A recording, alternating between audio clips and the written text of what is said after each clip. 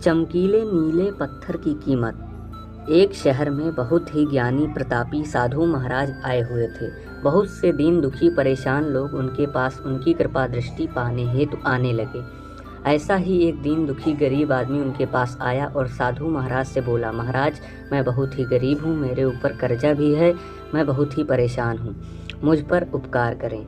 साधु महाराज ने उसको एक चमकीला नीले रंग का पत्थर दिया और कहा कि यह कीमती पत्थर है, जाओ जितनी कीमत लगवा सको लगवा लो।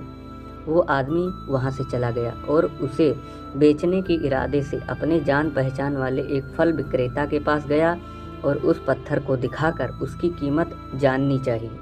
फल विक्रेता बोला, मुझे लगता है ये नीला शीशा है, महात्मा ने तुम्हें ऐसे ही दे दिया।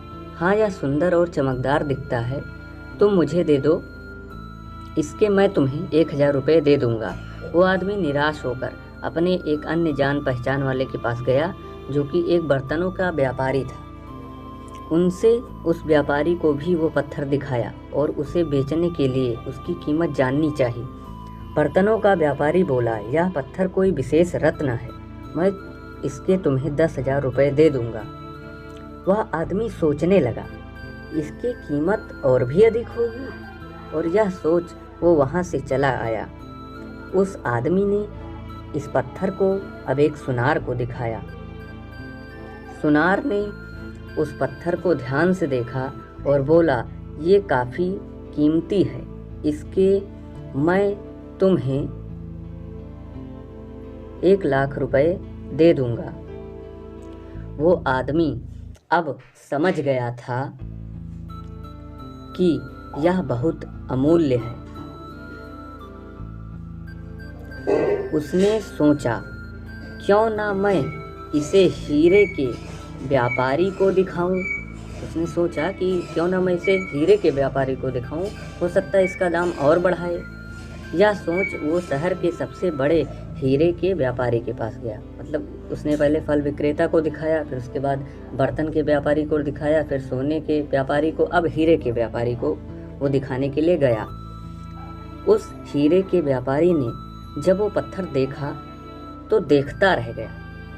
चौंकने वाले भाव उसके चेहरे पर दिखने लगे। अब ऐसा क्यों हुआ, चलिए देखते हैं कि वो क्यों चौंक गया व्यापारी।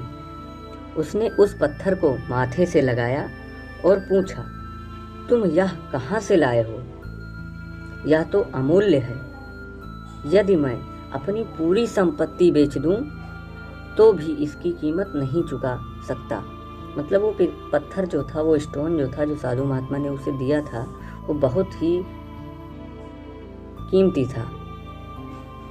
जब उसको जो है हीरे के व्यापारी ने देखा तो उसने कहा कि अगर मैं अपनी पूरी संपत्ति भी बेच दूंगा तो भी मैं इसकी कीमत नहीं चुका पाऊंगा, वो इतना कीमती पत्थर था।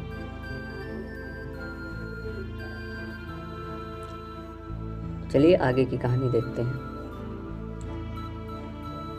कहानी से हमें क्या सीख मिलती है? हम अपने आप को कैसे आंकते हैं? क्या हम वो हैं जो राय दूसरे हमारे बारे में बनाते हैं? आपकी जो ज़िंदगी है, लाइफ है, अमूल्य है। आपके जीवन का कोई मोल नहीं लगा सकता। आप वो कर सकते हैं जो आप अपने बारे में सोचते हैं। कभी भी दूसरों के निगेटिव कमेंट से अपने आप को कम मत आंकिए। कई बार ऐसा होता है फ्रेंड्स कि हम दूसरों की जो हमें लोग कहते हैं उसी से हम अपने आप को आंकने लगते हैं, उसी से हम अपने आप की वैल्यू करने लगते हैं, जबकि ऐसा नहीं होता है।